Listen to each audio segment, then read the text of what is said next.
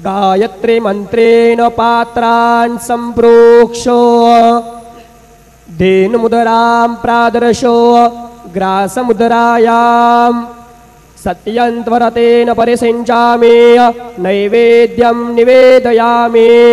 ॐ प्राणाय स्वाहा ॐ अपानाय स्वाहा ॐ व्यानाय स्वाहा ॐ उदानाय स्वाहा ॐ समानाय स्वाहा ॐ ब्रह्मणे नमः। नैवेद्यमध्ये पानीं समर्पयामि पुनर्नैवेद्यं निवेदयामि। ॐ प्राणाय स्वाहा ॐ अपानाय स्वाहा ॐ व्यानाय स्वाहा ॐ उदानाय स्वाहा ॐ समानाय स्वाहा ॐ ब्रह्मणे नमः।